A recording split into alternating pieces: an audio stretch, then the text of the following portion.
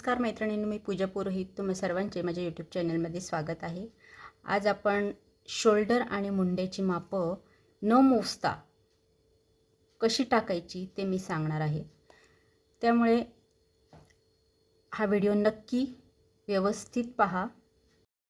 जेव्हा आपला deep neck गळा असतो तेव्हा हा तो मागच्या साईडला पसरत असतो.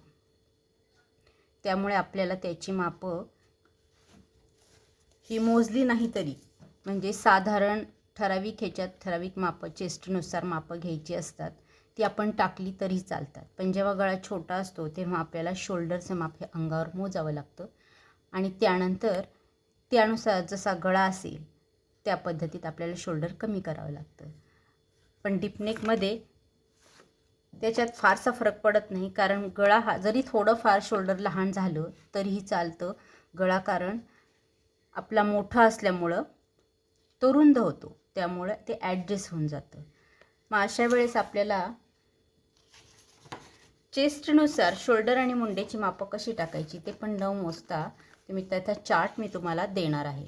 अतिशय सोपं आहे. तुम्हाला अजिबात कुठे काही पाहायचं नाही आहे, मोजायचं नाही आहे. नुसती साईज पाहायची आहे चेस्टची ब्लाऊजवरून आणि तुम्हाला नुसतं शोल्डर आणि मुंड्याचं माप टाकायचं आहे. आता हे शोल्डर अशा पद्धतीत मी लिहिलेले आहेत की जे अजिबात तुमचा गळा उतरणार नाही, तुमचं शोल्डर अजिबात उतरणार नाही. अगदी व्यवस्थित कितीही डीप असू दे तुमचा गळा तरीही तुम्हाला हे शोल्डर आणि मुंडा चालणार आहे. तुम्ही बिनधास्त हे मापं टाकू शकता. तर आता मी 28 चेस्टपासून तर 50पर्यंत चेस्टपर्यंत हे तुम्हाला शोल्डर आणि मुंड्याची मापं मी लिहिलेली आहेत. ती तुम्ही लिहून घ्यायची आहे आणि त्या पद्धतीने तुमचं जसं ब्लाऊज असेल ते फक्त तुम्हाला पाहायचं आहे चार्ट आणि तुम्हाला माप टाकायचं आहे. इतकं सोपं होणार आहे तुमचं.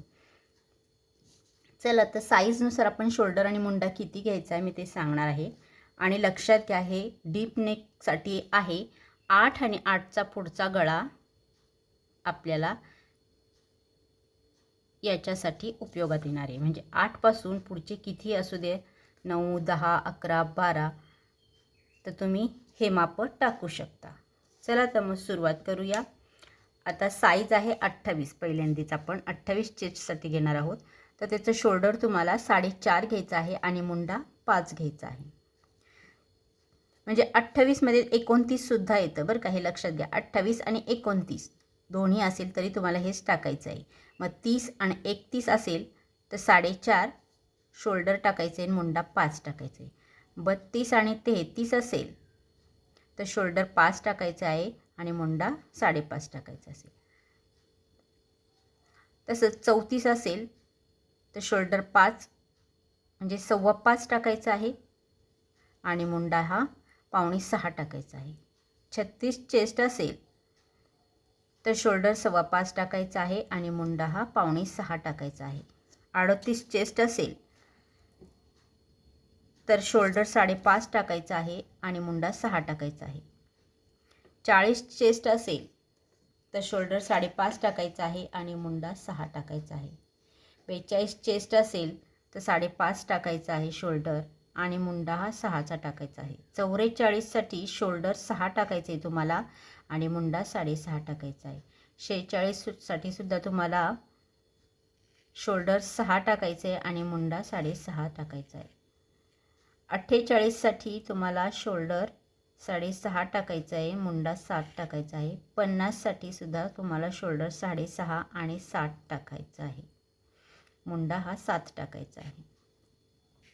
आता तुम्ही 51, 52पर्यंत सुद्धा तुम्ही हे शोल्डर 6.5 आणि मुंडा 7 टाकू शकता. ब्लाऊज यादी परफेक्ट बसणार, अजिबात तुमचं शोल्डर उतरणार. अशा पद्धतीने तुम्हाला या चार्टनुसार शोल्डर आणि मुंड्याची मापं साईजनुसार टाकायची आहे, जेणेकरून तुम्हाला जी कटिंग आहे ती अगदी सोपी पडणार आहे. अशा पद्धतीने तुम्ही कटिंग व्यवस्थित करू शकणार आहात. तुम्हाला आता शोल्डर मोजायचंही टेन्शन नसणार आहे आणि मुंडाही मोजायचं टेन्शन नसणार आहे. आणि बरेचसे ब्लाऊज हे साधारण डीप गळ्याचेच असतात, त्यामुळे तुम्हाला कुठल्याही साईजचं माप असू द्या तुम्हाला झटकन याच्यामध्ये टाकता येईल.